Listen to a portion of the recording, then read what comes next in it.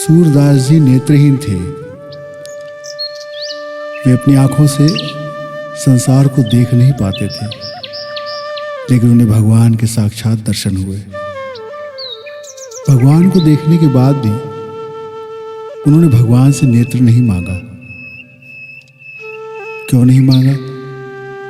उनकी प्रेम भक्ति से रीझकर भगवान उन्हें पग पग पर मिलते हैं, पर भगवान ने भी उन्हें अपनी सुंदर संसार को देखने के लिए उन्हें आंखें नहीं दी। क्यों नहीं दी? भगवान के भाव में सूरदास जी डूबे रहते हैं। दरअसल सूरदास जी भगवान से नहीं मांगते, वे भगवान को ही मांगते हैं। और जो भगवान से नहीं मांगता, भगवान को मांगता है, उसके लिए संसार का सौंदर्य और ये हाड़ मांस के आंख कान की क्या जरूरत। वो तो प्रेम और भक्ति का ऐसा अनिवर्चनीय रस पा लेता है कि उसे कुछ भी देखने की जरूरत नहीं। वो तो अनुभूति के स्वाद में डूबा रहता है। जब भक्ति दृढ़ हो जाती है, तब नेत्र अनुपयोगी हो जाते हैं, आंखें स्वमेव बंद हो जाती हैं और अपने आराध्य का नाम और उसका प्रकाश सर्वत्र दिखाई देता है। मन की आंखें देखने लगती है।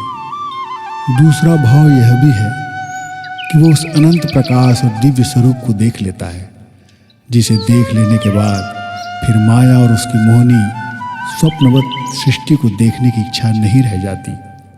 सूरदास संसार का न कुछ देखना चाहते हैं और न उनके आराध्य बाल गोपाल चिदानंद भगवान श्री कृष्ण उनको दिखाना चाहते हैं। मायापति को देखने के बाद उनकी माया नहीं रह जाती। संत जन कहते हैं, एक बार उनको मांग लो, उनसे संसार मत मांगो।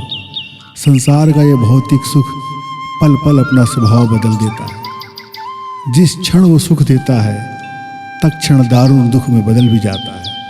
तुम हर पल माया का रूप ही देखते हो, फिर भी उसके आकर्षण से मुक्त नहीं हो पाते, क्योंकि तुम्हारे भीतर भगवान की नहीं, संसार को पाने की लालसा बनी है। ये संसार किसी का नहीं हुआ। किसी के यहाँ जब शादी ब्याह के उत्सव में जाते हो तो वहाँ बड़ी सुंदर सजावट दिखती है। महंगे सजावटी सामान से मंडप सजा रहता है, एक से एक पकवान के स्टॉल सजे हैं। तुम्हारे जाने से बड़ी खातिर होती है।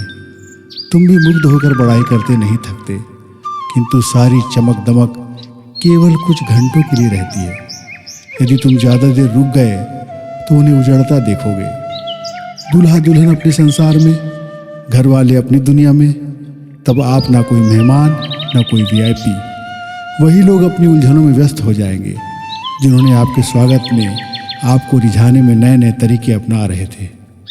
और अब बिना मतलब के कोई आपको पानी भी नहीं पिलाएगा। यही संसार है, स्वार्थ से चलने वाला। सांप कांटे वाली मछली को निगलना चाहता है और कांटे वाली मछली उसे बेध डालती है।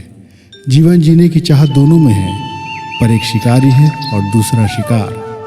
एक मारकर सुख चाहता है, एक बचकर सुख चाहता है। दोनों संघर्ष कर रहे हैं और अंततः दोनों का अंत हो जाता है। यहाँ भोग और भोक्ता दोनों स्वप्न की तरह हैं। मांगना है तो उन्हीं को मांगो, वो मिलेंगे तो फिर कोई सवाल बाकी नहीं रहेगा। जय श्री राधा, जय श्री कृष्ण। ओम नमो भगवते वासुदेवाय।